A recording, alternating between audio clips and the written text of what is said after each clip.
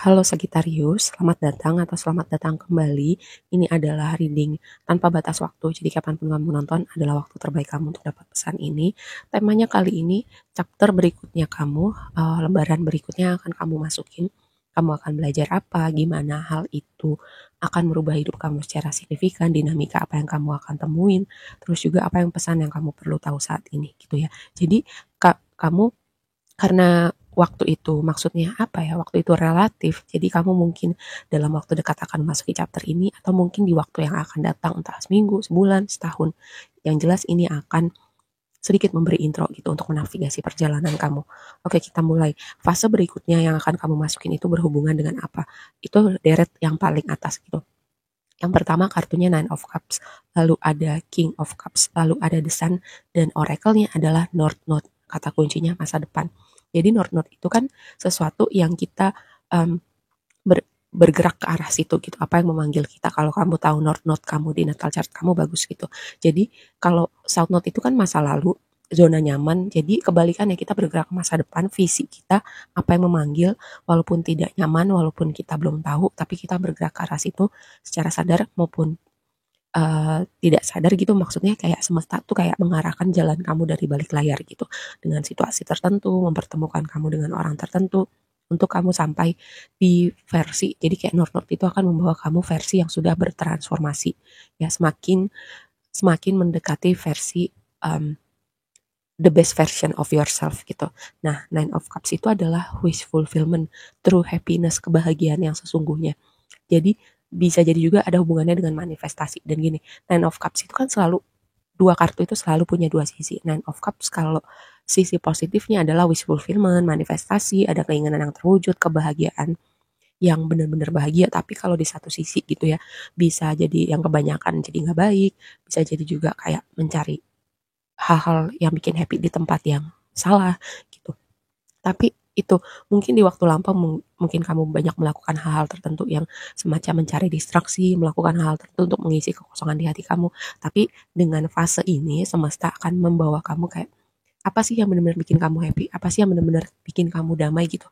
Karena kartu berikutnya adalah King of Cups. Ini orang yang matang secara emosional, itu bisa meregulasi emosinya dengan baik, dan karena elemen cups selain berbicara emosi juga spiritualitas dan intuisi, sangat mungkin gini, uh, ada sesuatu juga yang berprogres dengan intuisi kamu atau spiritualitas kamu gitu ya. Jadi kamu akan sampai di titik kamu bisa, oh ini yang beneran bikin aku happy, oh ini bukan aku cari distraksi, oh ini bukan kebahagiaan semu, oh ini bukan aku yang mencari jawaban-jawaban di tempat yang bukan jawabannya gitu. Itu dengan King of Cups. Dan juga sebagian dari kamu akan jadi, karena King of Cups itu kan sosok yang nurturing, sosok yang orang yang apa ya, melayani orang lain dalam artian kayak misalnya kayak dokter, kayak perawat, kayak praktisi kesehatan mental, atau sosok guru, sosok mentor, orang yang mengayomi orang lain gitu dengan pengalaman dia sudah pernah melewati hal tertentu atau pengetahuan dan kebijaksanaannya dia. Bisa jadi karena kamu udah melewati hal tertentu, nantinya kamu akan jadi sosok yang akan mengayomi orang lain, atau kamu memang terpanggil, north kamu tuh diarahkan untuk jalannya ke situ gitu. Mungkin selama ini kayak kamu nggak tahu, kamu tahu tapi kamu kayak kayak menegasikan hal itu, nggak, apaan sih, nggak praktikal, apaan sih hal itu gitu. Atau kamu tahu, um, atau kamu memang nggak tahu gitu, jadi semesta yang arahkan jalan kamu kayak pelan-pelan gitu dengan hal-hal yang kamu nggak berpikir kamu akan sampai di titik ini sebelumnya. Misalnya kayak aku aja deh dengan channel ini, kayak kalau kamu tanya aku kayak 5 tahun lalu, 10 tahun lalu aku akan bikin channel ini bahas hal-hal semacam ini, kayak ini konsep ini terlalu abstrak gitu buat aku untuk melakukan hal ini. Sama kayak kayak kamu gitu. Mungkin ada hal-hal yang nantinya kamu juga akan berpikir, kok gue bisa sampai di sini ya. Tapi dalam artian ini akan membawa wish fulfillment atau true happiness buat kamu. Bisa jadi juga karena ada King of Cups, sosok yang benar-benar apa ya, fulfilling gitu. Dalam konteks hubungan romantis, fulfilling dari dalam artian ini hubungan yang kamu bisa dapat rasa apa ya, kebutuhan emosi kamu itu terpenuhi, orang yang pengertian, orang yang bisa berusaha buat kamu, orang yang bisa mengayomin kamu gitu. Hubungannya bisa dua arah, bisa berkomunikasi dengan baik juga ya. Dan yang satu lagi adalah kartu Sun. Sun itu berbicara gini, mencerahkan gitu, terlihat kebahagiaan. Terus juga aku selalu bilang Sun itu kartu paling, elemen paling positif Dan juga ada tema tentang anak-anak atau inner child gitu. Jadi mungkin ada yang berubah dengan konsep inner child kamu, mungkin ada luka-luka yang masih kamu bawa dan itu mempengaruhi. Misalnya kayak tadi hal yang aku bilang, kamu melakukan hal-hal tertentu untuk mencari distraksi atau mengisi kekosongan yang ada di dalam jiwa kamu. Nah, seperti itu. Lalu gimana hal ini di deret kedua, gimana hal ini merubah diri kamu secara signifikan gitu untuk evolusi jiwa kamu. Di sini ada Two of Swords, lalu ada Ten of Pentacles, ada Three of Cups, lalu ada Heal. Lihat, kartunya tuh udah obvious banget gitu, udah jelas banget gitu. Chiron itu berbicara tentang heal, ada sesuatu yang perlu kamu healing, kamu pulihkan, kamu lihat, kamu perlu aware dulu untuk sesuatu hal yang bikin kamu terluka, untuk kamu bisa membawa pemulihan pada hal itu. Atau kamu punya keinginan misalnya kayak dilihat, diterima, dimaafkan, lalu move on, seperti itu ya. Karena Two of Swords aku selalu bilang di deck ini temanya tentang berdamai gitu, kayak letting go, memaafkan, move on untuk hal-hal yang terjadi di waktu lampau, untuk kamu misalnya untuk kesalahan-kesalahan yang kamu pernah buat gitu, untuk memaafkan diri kamu juga bisa, ya kan. Lalu Ten of Pentacles, stabilitas. Tadi berbicara tentang konsep kebahagiaan. Apakah hal-hal yang kamu pikir itu bikin kamu happy, beneran bikin kamu happy, atau distraksi, atau cuman hal-hal yang sifatnya semu dan sementara untuk itu tadi ya, mengisi kekosongan. Tapi ini bergerak pada stabilitas, rasa happy yang sesungguhnya, bukan sekadar distraksi. Dan juga mungkin ada improvement gitu dalam dalam pekerjaan, dalam finansial. Mungkin hal ini juga signifikan untuk kamu berubah karir. Tadi ada yang terpanggil untuk jadi sosok guru, mentor, orang yang melayani, orang yang jadi mengayomi orang lain.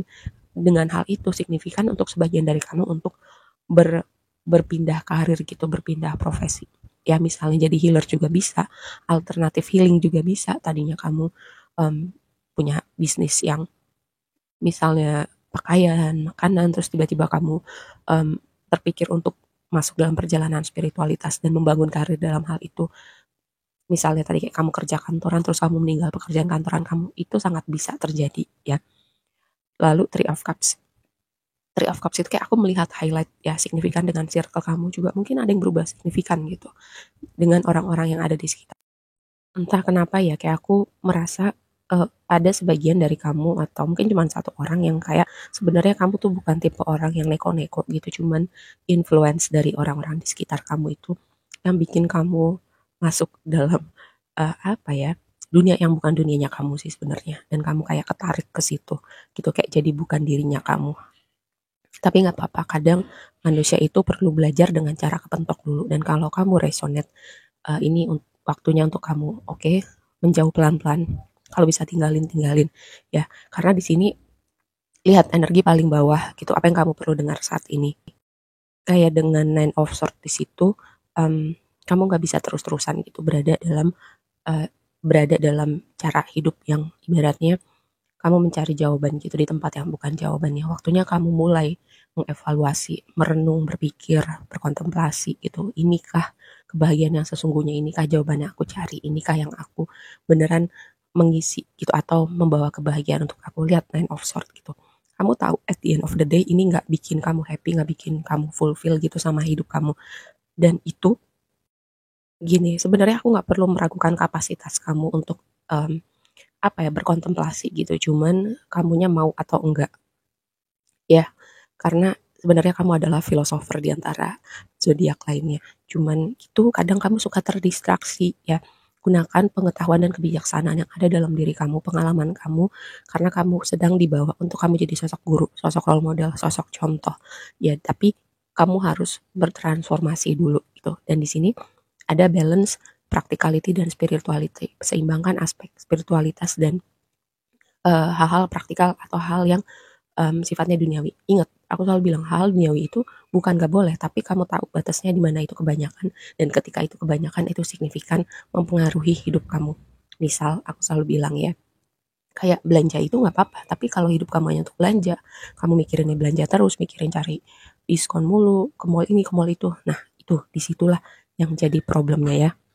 Dan aku selalu bilang gini, kadang semesta akan intervensi ketika kamu berada di zona stagnansi, tapi kamu nggak tahu cara keluarnya atau nggak mau gitu ya. Karena sebenarnya kamu punya kebijaksanaan untuk melihat hal tertentu, tapi bisa jadi kamunya yang nggak mau. Oke, aku rasa segitu aja dulu readingnya. Semoga tidak terlalu abstrak dan sampai ketemu di reading berikutnya. Bye.